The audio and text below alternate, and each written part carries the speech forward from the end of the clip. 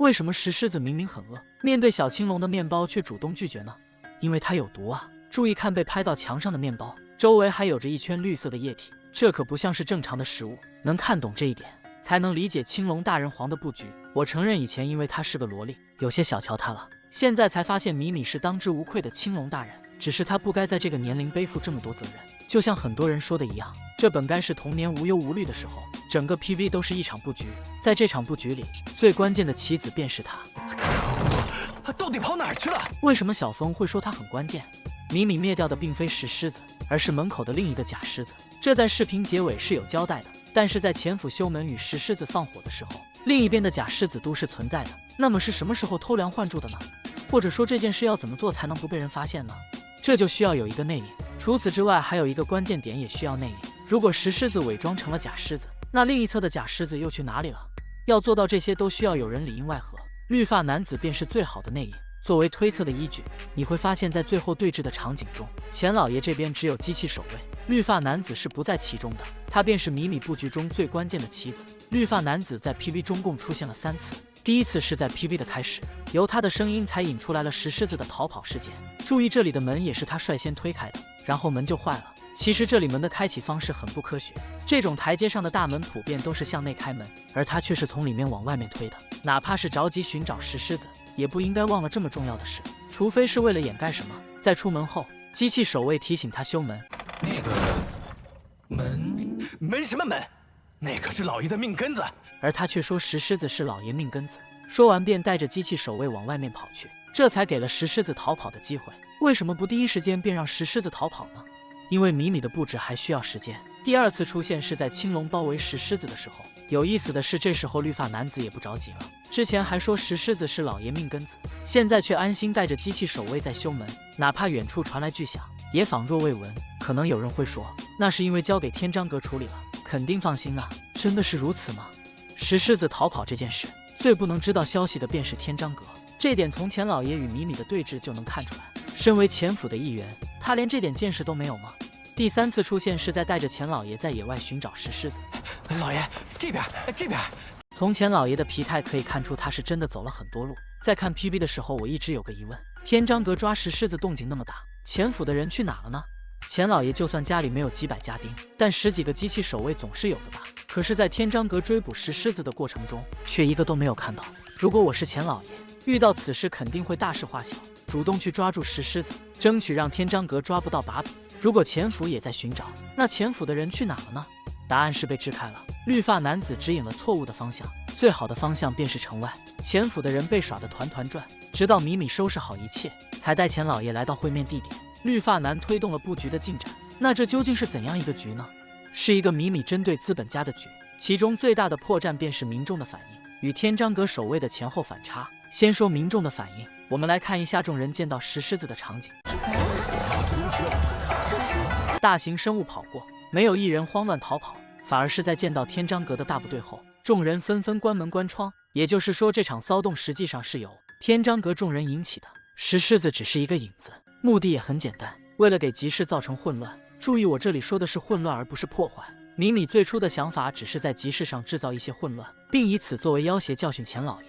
本来罩住石狮子就可以结束了，不料石狮子竟然一把火烧了周边的建筑，这也差点让米米失控。第2点便是天章阁守卫的前后反差。在抓捕过程中，天章阁守卫将小丑行为演绎得淋漓尽致，先是在包围圈里放出了石狮子，又在集市的追逐中屡屡失手，让人觉得这些人是真的不可靠。究竟是怎么守卫九域的？但从最后对峙的场景来看，天章阁守卫纪律严明，列阵整齐，是真正的精英部队。那么之前的表现就都是演戏，天章阁的行为是刻意为之，这自然便是米米的布局。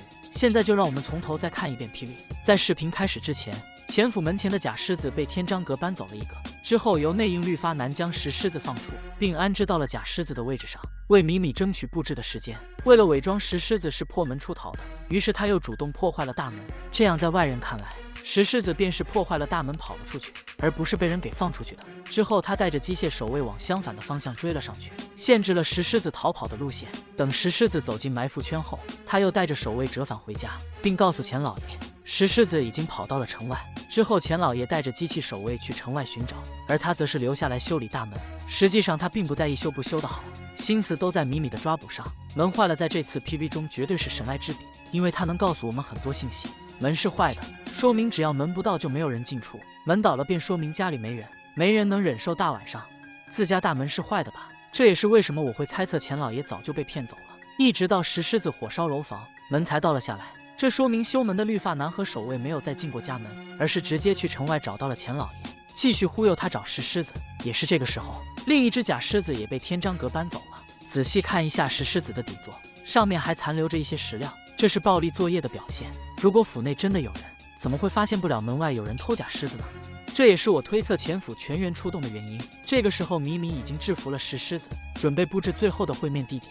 米米一开始的打算便是如此，只是没想到中间出了意外，石狮子把房子烧了。说到烧房子，这里的转场我看了不下20遍，就是为了寻找米米旋转的角度。我们可以先看一下他站起来的场景，此时的身后，左边有树，右边有矮房子，随着镜头旋转，这个角度的场景倒是对应上了，但当一圈转完，米米正对面的场景却对不上了。我以为是米米也转了方向，但通过比对，发现最开始的场景这边是没有梯子的。小峰为什么会花这么多功夫纠结这个？因为从远景来看，事发的确实存在这样一幢楼。研究这个也是为了分辨米米看到的究竟是真实场景还是回忆场景。左边的梯子和灯笼并没有出现在米米刚起来的画面里，这里是回忆的可能性还是很大的。如果是因为着火唤醒了米米的回忆，那米米眼中烧的那幢楼又是哪里呢？会是家人死亡的时候吗？从 PV 来看，天章阁不仅是要对战慧明，还得和恶势力做斗争，这在幻塔里并不少见。凛夜的父亲秦信大人死亡原因至今是个谜团，凛夜也经常去下城区寻找线索。